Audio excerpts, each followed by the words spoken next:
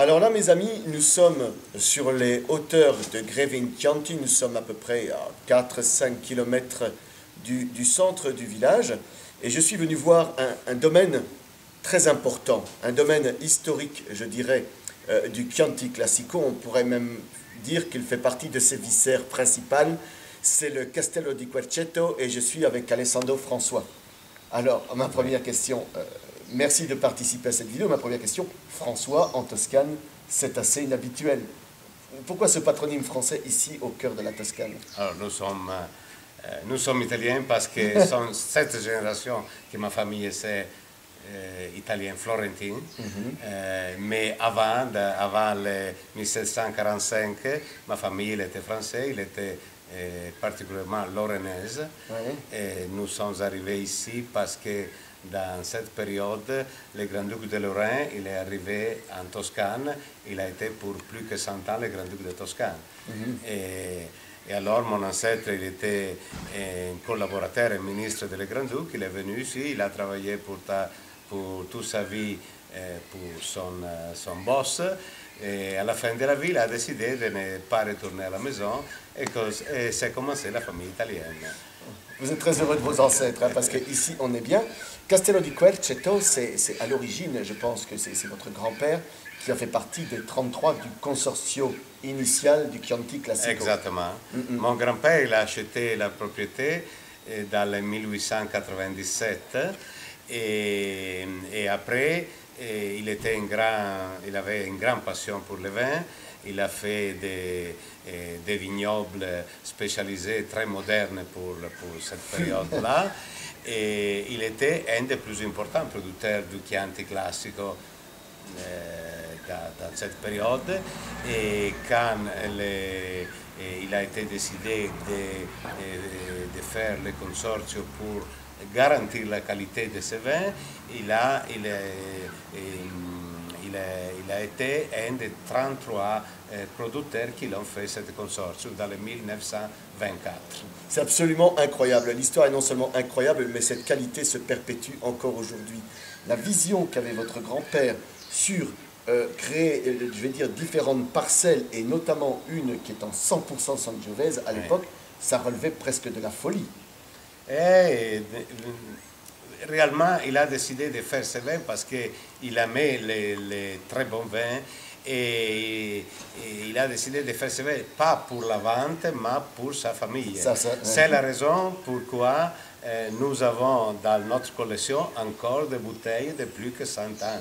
Parce qu'il produit le vin pour la famille. À la fin de l'année, quand il allait changer la vendange, les bouteilles qui restaient pas bues, ils sont encore prises. C'était dans la réserve.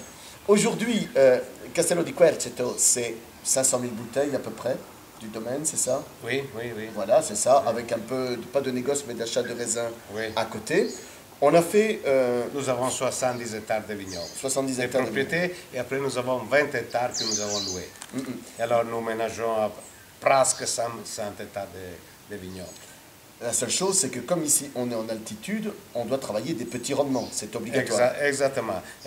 Pas seulement l'altitude, que c'est presque 500 mètres sur la mer, mais aussi la nature du terroir, que c'est très pauvre. Et alors, si nous voulons faire un vin avec suffisante concentration de caractère et de longue vie, c'est nécessaire de produire seulement une quantité très limitée. Normalement, nous faisons pour nos vins importants pas plus qu'une bouteille par pied. Oui, c'est vraiment peu. Nous avons goûté différentes choses. Nous avons le terroir, nous avons les cépages, nous avons les hommes aussi. Il y a deux vins qui sont sortis pour moi de la dégustation, pas tout à fait pour la même chose. Tout d'abord le Chianti Classico Riserva 2008, simplement parce qu'il est tout à fait conforme à ce que doit être pour moi un Chianti Classico Riserva, c'est-à-dire qu'il est tonique, il a un beau tanin, une belle trame acide, comme le veut le Sangiovese.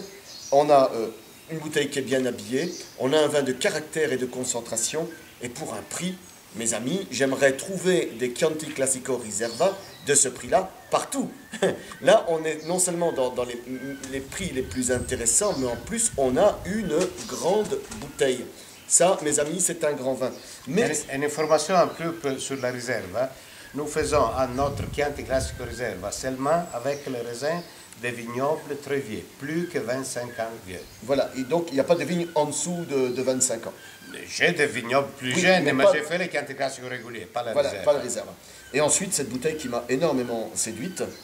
Et on revient, j'ai envie de dire, presque sur l'origine du grand-père, la Oui, boucle est bouclée, exactement. avec la Corte. Et, ce que j'ai trouvé dans la Corte, c'est assez curieux parce qu'il est classé en super toscan, simplement parce qu'à l'époque qu'il a été créé, Nous l'avons commencé à produire beaucoup d'années avant que la loi il permet Le de 100%. faire le 100%. Sangiovese, donc du coup il a été mis en super toscan, mais il est dans l'ère d'appellation des Chianti Classico. J'ai trouvé un Sangiovese d'une immense finesse. Cette finesse, elle vient essentiellement du terroir. Du terroir.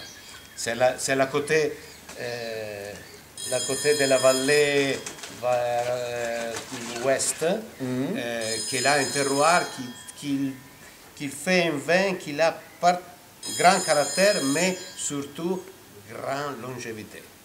En tout cas, Quand les gens c'est un peu dur, mais après 5-6 ans, ils commencent à être très bons à boire et ils continuent dans le même niveau pour 10, 20, 30 ans. là, en tout cas, 2006 étant un millésime peut-être aussi plus affable, on a déjà un vin qui est en train de s'arrondir. On a énormément de finesse. On a un Sangiovese qui est un Sangiovese, hein, c'est-à-dire épaule carrée, tramacide en colonne vertébrale, ces arômes de prune, d'épices, mais avec aussi quelque chose d'un peu moelleux qui évoque un petit peu la framboise mûre, ce genre, mais toujours dans une finesse avec une notion très tellurique, très terrienne, et avec donc quelque chose qui est en longueur, qui vraiment se déroule. C'est vraiment du bonheur, et moi j'ai vraiment aimé ça. J'espère que vous l'appréciez autant que moi.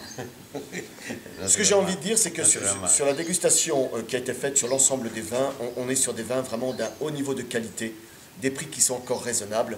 Alessandro, j'ai envie de dire, mais continuez comme ça. Continuez comme ça, parce qu'on est non seulement... Sûrement parce que heureusement, toute ma famille, il m'a suivi et tout il travaille avec moi. Et il y a les petits-enfants qui sont en plus derrière, qui tous sont derrière. impatients. Ils sont 5. C'est magnifique, toute cette histoire de génération, toute cette histoire. On a passé un très bon moment. Merci mes amis, merci, à bientôt. Merci Alessandro. À vous. À la prochaine. Merci à vous. À la Grazie. prochaine.